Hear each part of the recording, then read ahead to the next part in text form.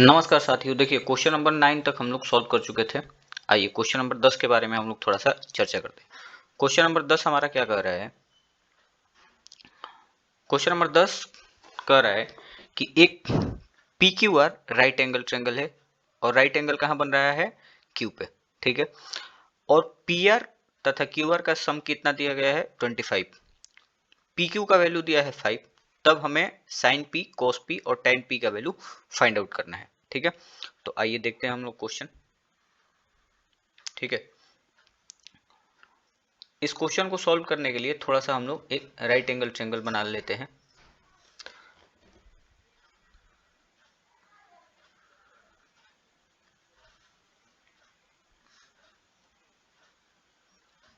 यहाँ पे right angle है, ठीक है।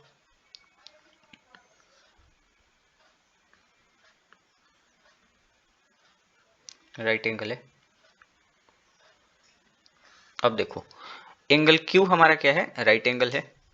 इस वर्टेक्स का नाम दे देते हैं पी और ये हमारा हो जाएगा आर, ठीक है।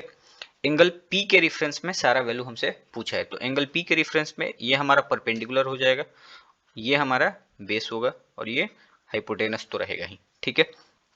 अब ध्यान देना, हमसे क्या कह रहा है कि पी क्यू का जो वैल्यू है, पी क्यू का वैल्यू वो दिया है 5। पी क्यू का वैल्यू है कितना? 5 सेंटीमीटर, ठीक है। साथ ही साथ क्यू आर और आर पी का वैल्यू दिया है 25। मतलब अगर परपेंडिकुलर और हाइपोटेनस को जोड़ा जाए तो हमें कितना मिलेगा? 25। तो थोड़ी देर के लिए हम लोग मान लेते हैं कि हमारा जो परपेंडिकुलर है वो x है, तो हाइपोटेनस कितना हो जाएगा? 25 माइनस x हो जाएगा। अच्छा, पाइथागोरस थ्योरम से हम लोग क्या जानते हैं कि एच स्क्वायर क्या होता है? P square plus B square के सम के बराबर होता है, ठीक है। अब ध्यान देना, एच कितना है? तो 25 माइनस एक्स है, तो इसका होल स्क्वायर। पी कितना है? एक्स है, तो एक्स का स्क्वायर। और बी कितना है? 5 है, तो 5 का स्क्वायर, ठीक है।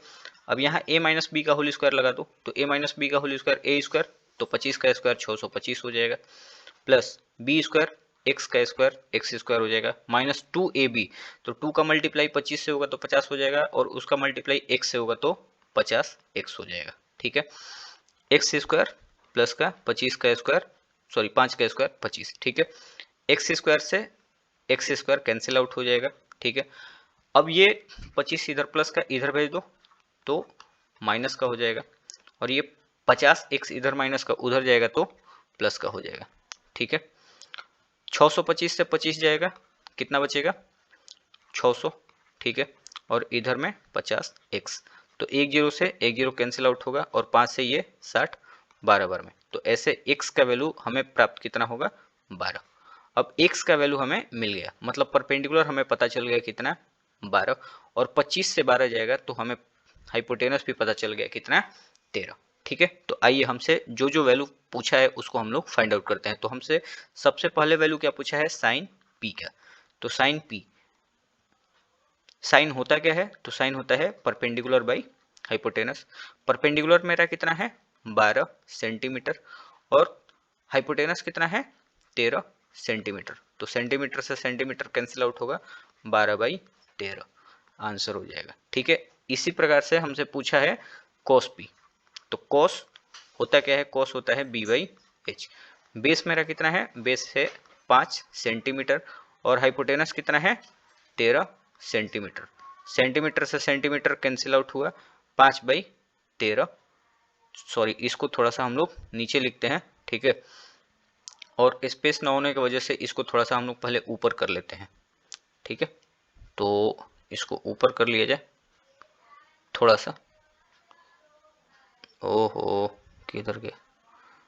ठीक है, इसको थोड़ा सा ऊपर कर लो, और देखो ये कितना हो जाएगा? 5/13, ठीक है। कॉस का वैल्यू मिल गया। अब हमें चाहिए टेन का वैल्यू, टेन पी। तो टेन होता क्या है? p/b, ठीक है। परपेंडिकुलर कितना था? तो परपेंडिकुलर हम लोग का आया था 12 सेंटीमीटर, और बेस कितना था? 5 सेंटीमीटर। सेंटीमीटर से सेंटीमीटर कैंसिल आउट हुआ, 12/5। यही हमारा आंसर हो जाएगा।